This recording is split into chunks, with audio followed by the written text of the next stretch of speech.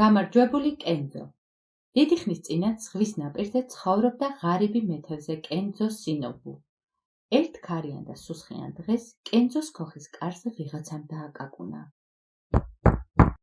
კენძომ კარი გამოაღო და ზღულთან ერთი დაჩაჩანაკებული ბერიკაცი დაინახა. თუ შეიძლება, ღამე გამათევინე. სთხოვა ბერიკაცმა კენძოს. დიდი გზა გამოვიარე და არ დამისვენია. გთხოვ, შემიფარო და დამაბურო. კენძო შეშფოთდა. პატივცემულო მასწავლებელო, მე ძალიან ღარიბი კაცი ვარ და ერთი პატარა თევზის მეტს ვერაფერს შემოგთავაზებთ. ცეცხლზე შემოდგმულ ქვაბში მართლა ერთი პატარა თევზი იხარშებოდა. იმ თევზს ხომ შენთვის ხარ შავ? უთხრა მოხუცმა. მე ახლახან ვივახშმე და სულაც არ მშია. არწმუნებდა მშიერი კენძო. უარს ნუ მეტყვი ამ მცირე მასპინძლობაზე და გთხოვ, ჩემზე ნუ იფიქრებ. მწირმა ივახშმა. კენძომ მას თავისი ჭილოფი გაუშალა, თვითონ კი მიწის იატაკზე დაწვა. შუაღამისას კენძომ მწირის კვნესამ გამოაღვიძა. რა მოგივიდათ, მასწავლებელო? მცივა, ძალიან მცივა. თუ ახლავე არ დაანთებ ცეცხლს, ნამდვილად მოვკვდები. რა უნდა ვქნა ახლა? გაიფიქრა კენძო. ერთი ღერი შეშაც არა მაქვს. კენძოს ბევრი აღარ უფიქრია, სტაცა ხელი ნაჯახს და სწრაფად გაეშურა ზღვის სანაპიროსკენ, სადაც თავისი ძველი ნავი ეგულებოდა. მეთევზემ ნავი ნაფოტებად აქცია, შინ წამოიღო და დიდი ცეცხლი დაანთო. ქოხში რომ დათბა, მწირი ჭილოფიდან ადგა და უთხრა. მადლობას მოგახსენებ, უკვე კარგად ვარ. ახლა ისმით ხარი, შენი სანუყვარი ოცნება რა არის? კენძო არც კი დაფიქრებულა ისე უპასუხა. მე მსურს ყველა იაპონელმა პატიოსანი გზით შეიძინოს სიმდიდრე. ყველა იაპონელი ბრძენი, ჯამრთელი, გულადი, განათლებული და ხიარული იყოს. ბერიკაცმა უპასუხა. ეგ ადამიანური სიკეთე ინახება ყუთში, ოქროს მთის მწვერვალზე. მას ლურჯი ურჩხული იცავს. ბევრმა გაბედულმა ვაჟკაცმა სცადა ოქროს მთაზე ასვლა, მაგრამ მიზანს ვერავინ მიაღწია. ყოველი ფეხის ნაბიჯზე სიკვდილი ელის იმას, ვინც ეცდება ეს სიკეთე ხელში ჩაიგდოს. მე არაფრისა შემეშინდება. ხმამაღლა თქვა კენძო. ოღონდ მითხარი, პატივცემულო მასწავლებელო, ეგ ოქროს მთა სად არის? მწირმა უპასუხა. სამხრეთით უნდა წახვიდე, მაგრამ გახსოვდეს, ოქროს მთას მხოლოდ ის მიაღწევს, ვისაც საკუთარ თავზე მეტად უყვარს თავისი ხალხი და ვისაც სიკვდილისა არ შეეშინდება. დილით მზე ამოვიდა თუ არა, კენძო გზას გაუდგა. 20 დღეს იარა სამხრეთით, როგორც მწირმა უთხრა და 21 დღეს ერთი განიერი მდინარის ნაპირზე გავიდა. კენძო დაფიქრდა, მდინარის მეორე ნაპირზე როგორ გადავიდეო. შორს ვიღაცის სახლი დაინახა და იქით გაეშურა. ბატონო, მეორე ნაპირზე მინდა გადავიდე და ნავის შოვნა სად შეიძლება? კითხა სახლის პატრონს. რას ამბობთ? გაასავსავა ხელები სახლის პატრონმა. ამ ქვეყანაზე ჯერ არ გაჩენილა ისეთი ადამიანი, რომ მეორე ნაპირზე შეეძლოს გადასვლა. მდინარეში უამრავი საშინელი მორევია. ვინც მეორე ნაპირზე გასვლა დააპირა, ყველა დაიღუპა. მე კი უეჭველად უნდა გავიდე. უთხრა კენძო. ეს მდინარე ჯერ არავის გადაუცურავს. გაუმეორე სახლის პატრონმა. ახლა რომ ერთი შულო აბრეშუმის ძაფი მქონდეს, მეორე ნაპირზე გავიდოდი. თავისას გაიძახოდა კენძო. მე მოგცემ ერთ შულო აბრეშუმ ძაფს. უთხრა სახლის პატრონმა. მაგრამ ვერ გამიგია აბრეშუმის ძაფით მდინარე როგორ უნდა გადაცურო. კენძომ აბრეშუმის ძაფი გამოართვა. უშველებელი ფრანი დაწნა და მასპინძელს უთხრა. ძალიან გთხოვ, ამ ფრანს მიმაბი და ჰაერში ამიშვი. როგორც კი ქარი მეორე ნაპირზე გადამიტანს, თოქს გადავჭრი და მიწაზე დავეშვები. სახლის პატრონი ცდილობდა როგორმე გადაეთქმევინებინა. მერე რომ დაიმტვრე, გირჩევ აგ დარჩე, ჩემს ერთადერთ ულამაზეს ქალიშვილს მოგათხოვებ და როცა მოვკვდები, ჩემი ტყეები და მიწები შენ დაგრჩება. კენძომ უპასუხა.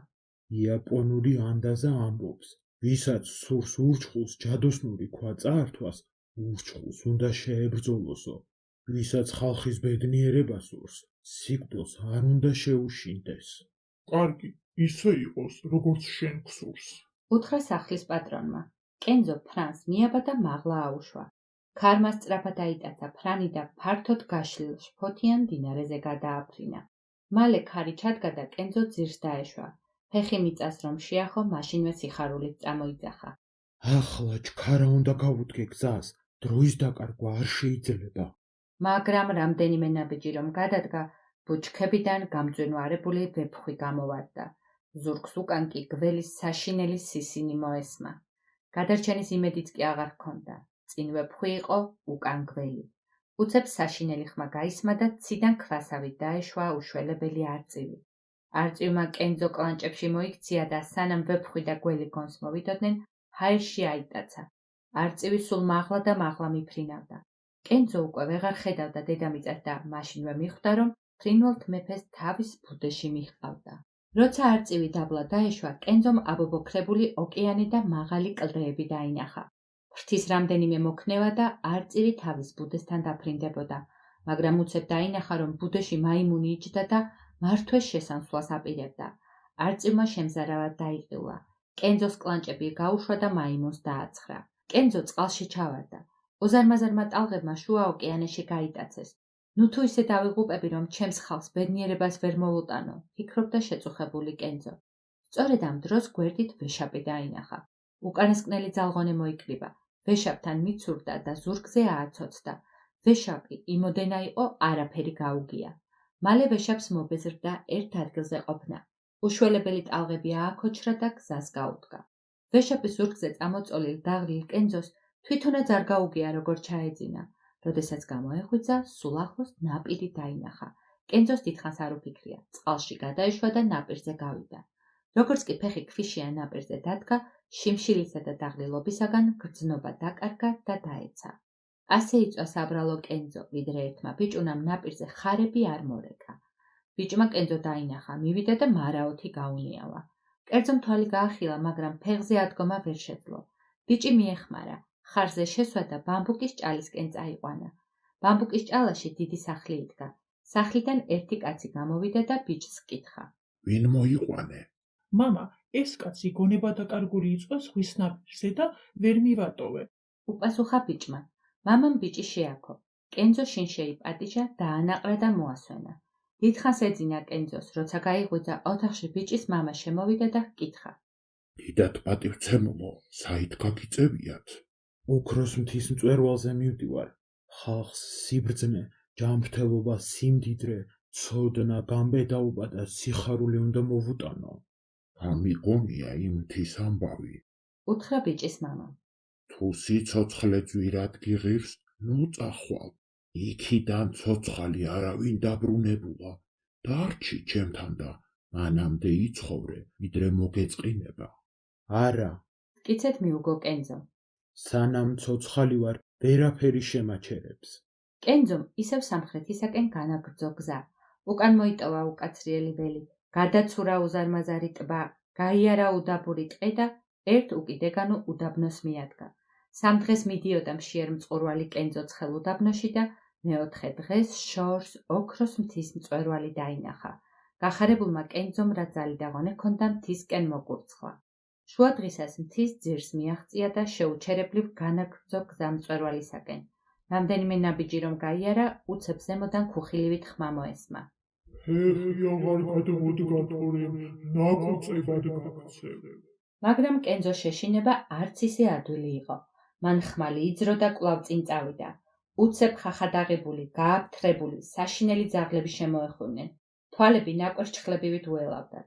ზემოდან ხელახლა გაისმა ხმა. მოშორდი აქაურობას და ძაღლები არაფერს დაგიშავებენ. თუ არა და ერთი ნაბიჯის რომ გადმოდგა, მაშინვე დაგგლეჯენ. კენძომ ხმალი მოუქნია ერთ ძაღლს. ძაღლმა კუდი ამოიძუა და გაიქცა. დანარჩენებმა კი საზარლად დაიყმულეს და კბილები გააკრაჭუნეს. კენძომ ახლა მეორე ძაღლს მოუქნია ხმალი და ისიც კუდა მოძრუებული გაშორდა იქაურობას. ერთი ნაბიჯი მაინც გადადგი უკან და გადარჩენი. კვლავ გაისმა მრისხანე ხმა. კენძო მიხვდა, რომ ეს ძაღლები მხოლოდ იმათთვის იყო საშიში, ვინც საფრთხის დანახვაზე წინ წასვლის მაგიერ უკან იხევდა და კენძოც სწრაფად წავიდა წინ. გააფთრებული ძაღლები საცოდავად აწმუტუნდნენ და გაუჩინარდნენ. უეცრად კენძომ ლამაზი ქალიშვილი დაინახა. ხელებგაწვრილი მორბოდა მისკენ და სულ ერთ სიტყვას იმეორებდა. მიშველეთ. ვინ გაბედა შენი წყენინება? კითხა კენძომ ქალს. ლურჯ დრაკონს გამოვეკეცი და უკან მომდევს. მე გიშველი. შესძახა კენძომ და ხმალი აღმართა. ლურჯ დრაკონს ხმალი ვერაფერს დააკლებს, მაგრამ აქვე ერთი გამოქვაბული ვიცი. ლურჯი დრაკონი შიგ არასდროს არ შედის. მაშინ იქ გავიქცეთ. გაუხარდა კენძოს. ქალიშვილი დაწინაურდა და კენძოც უკან გაჰყვა. გამოქვაბულში კენძო გაოცებისაგან დიდხანს ვერ მოვიდა გონს. შუაში დაბალი მაგი დაიდგა. ზედ უამრავი სანოვაგე იყო დახვავებული და ღვინით სავსე დოქებით ჩაემსკრივებინათ. ქალიშვილმა კენძო ქათქათა ჭილობზე დასვა და თავაზიანად გაუმასპინძლდა. ღვინოს ხან ერთი დოქიდან უცხამდა, ხან მეორიდან. კენძოს ასეთი ღვინო თავის დღეში არ დაელია. მალე კენძოს ჩაეძინა. როცა გამოეღვიძა, შიშისაგან კინაღამ გული გაუსკდა. ქალიშვილი აღარსად ჩანდა, თვითონ კი გამოქვაბულის კლდეზე იყო მიჯაჭვული. კენძო მაშინვე მიხვდა, რომ ქალიშვილის სახით ცბიერი ლურჯი დრაკონი გამოეცხადა, შეიტყუა გამოქვაბულში, დააძინა და გამოქვაბულის კედელზე მიაჯაჭვა. საბრალო კენძო იწვა გამოქვაბულში და ელოდა საშინელი დრაკონის გამოჩენას, მაგრამ დრაკონი არ მოდიოდა. გავიდა ხანი. გამოქვაბულის კედელზე მიჯაჭვულ კენძოს შიმშილი და წყურვილი ტანჯავდა. თანდათან ღონე აკლდებოდა და აი როცა სიკვდილის პირას მივიდა, უცებ გამოქვაბულში ქარმა გაიზოზუნა, კედლები შეირყა და მეთევზის წინ ლურჯი დრაკონი გაჩნდა. საშინელი სანახავი იყო ეს დრაკონი. გველის კისერზე ხარისყურებიანი უშველებელი ცხენის თავი ება, მუცელსა და ზურგზე სქელი ქერცლი გადაჰკროდა. თუ უკან გამომდები, ხელს არ გახლებ. ამოიხავლა დრაკონმა. თუ არა და შიმშილით სულ სამოხდი. ვიდრე ცოცხალი ვარ, ჩემს ოცნებაზე ხელს არ ავიღებ.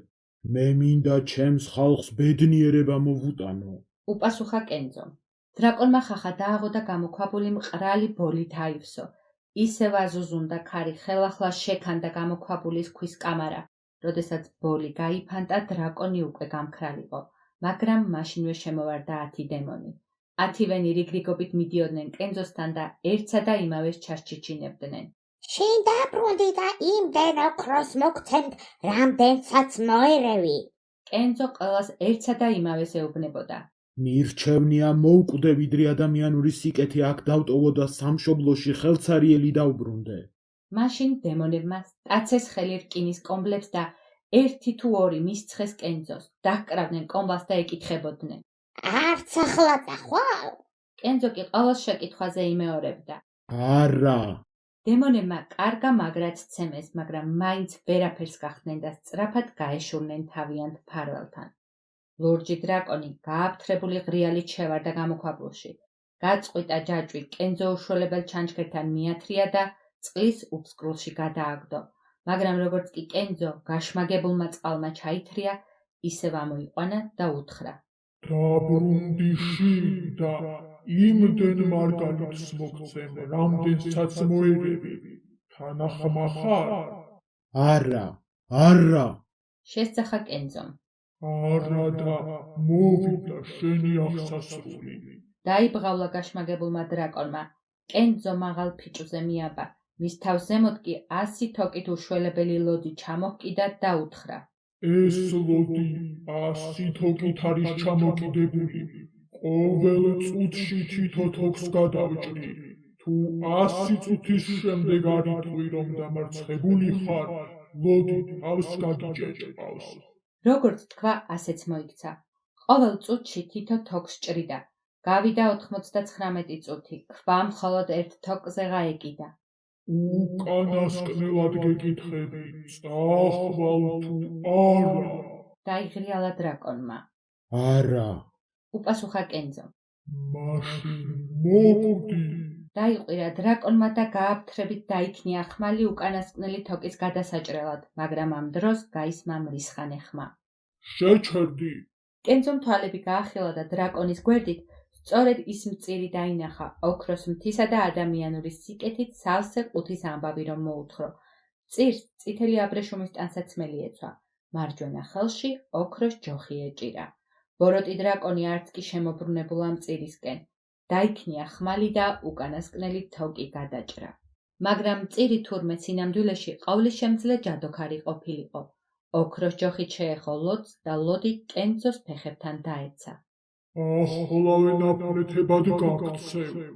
აღრიალდა დრაკონი.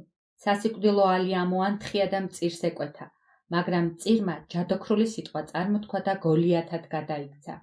ამის დანახვაზე დრაკონი ლომად იქცა. მაშინ გოლიათმა ხელახლა მიიღო ადამიანის სახე, მაღლა ასწია ოქროს ჯოხი და ლომის თავზე ღრუბლებიდან ბასრი ისრების წვიმა წამოვიდა. ლომი ტკივილისაგან აღრიალდა, ერთი შეხტა და გაუჩინარდა. თქვენ ლურჯი დრაკონი დაამარცხეთ. გაიხარა ხეზე მიბმულმა კენძომ, მაგრამ ჯადოქარმა იცოდა რომ ეს სიხარული ნაადრევი იყო. ამოიღო სარკე, მიწაზე დადო და ყველაფერი გამოჩნდა, რაც ღრუბლებს მიღმა ხდებოდა. კენძომ ცაში დრაკონი დაინახა. ხელში შხამიანი ისარი ეჭირა და ჯადოქარს უმიზნებდა. ჯადოქარმა კვლავ ასწია ოქროს ჯოხი და დრაკონი მიწაზე დაენარცხა, მაგრამ დაენარცხა თუ არა, მაშინვე მგლად იქცა და მოკურცხლა. ჯადოქარი ვეფხვად გადაიქცა და გამოუდგა, მაგრამ მგელი ძერად გადაიქცა. ჯადოქარი კი მძლავრ არწივად, მაგრამ სწორედ იმ წუთში, როცა არწივი ძერას უნდა დასწეოდა, ძერამ ფრთები დაკეცა, ბალახებში ჩავარდა, თხუნელად იქცა და ღრმად ჩაძვრა მიწაში. იმავე წამს არწივმა ტახის სახე მიიღო და თხუნელას სოროს დაუწყო ჩიჩქნა. თხუნელა მიწიდან ამოძვრა, გადაიქცა ქვად და მთიდან დაგორდა. მაშინ მწირმა ხელახლა დაიბრუნა თავისი სახე. ქვას ოქროს ჯოხი დაკრა და წვრილ ნამსხვრევებად აქცია. მაგრამ ნამსხვრევები ჰაერში აცვივდა და შხამიან ბუზებად იქცნენ. მწირმა აიღო ერთი მუჭა ქვიშა და მაღლა შეისროლა. ჰაერში ბეღურები გაჩნდნენ, ბუზებს დაერივნენ და ერთის გარდა ყველა გადასანსლეს. კენძომ ის ერთი ბუზი მაშინ დაინახა, როცა უკვე მაღლაცაში ასულიყო და ღრუბლებს უნდა მოფარებოდა. მწირმა ღრუბლებს სული შეუბერა. თელიცა ობობას ქსელით დაფარა და ის ბუზი ქსელში გააბა. კენძო ხედავდა, როგორ წვალობდა ქსელში გაბმული ბუზი, მაგრამ რაც უფრო მეც მოძრაობდა, მით უფრო მეტად იხლართებოდა. ჯადოქარმა ბუზს ოქროს ჯოხი ესროლა. ბუზი დრაკონად გადაიქცა, გაარღვია ქსელი მიწაზე დაენარცხა და სულით ამოხდა. მწირმა კენძო მიწიდან ახსნა და უთხრა: შენ სიცოცხლე გასწირე ხალხისთვის და მეც ამიტომ მოვედი დასახმარებლად. შენ სიკვდილს არ შეუშინდი, უარი არ თქვი შენს ოცნებაზე და ამიტომ ვერ შეძლეს ბოროტმა ძალებმა შენი დამარცხება. გასწი ოქროს მთის მწვერვალზე, დღეიდან შენთვის იქ მისასვლელი გზა ხსნილია. გახარებულ კენძოს დაღლილობა არც გახსენებია. სწრაფად გასწია მწვერვალისაკენ. მწვერვალზე ხელად იპოვა სანუყარი ყუთი, დასტაცა ხელი და სწრაფადვე დაეშვა დაბლა. დღე და ღამე შეუჩერებლად მიდიოდა კენძო, შინისაკენ მიიჩქაროდა, რომ ხალხისათვის მიეტანა ადამიანური სიკეთე. როგორც კი სამშობლოს მიწას დაადგა ფეხი, ყუთს თავსახური ახადა. ყუთიდან ამოფრინდა სიბრძნე, ჯანმრთელობა, სიმდიდრე, გამბედაობა, ცოდნა და სიხარული. ყველა ეს სიკეთე დღემდე ცოცხლობს დედამიწაზე, მაგრამ ამბობენ მხოლოდ იმათთვის არსებობს, ვინც საკუთარ თავზე არასდროს არ ფიქრობს და მხოლოდ თავისი ხალხის მშვიდობასა და ბედნიერებაზე ზრუნავსო.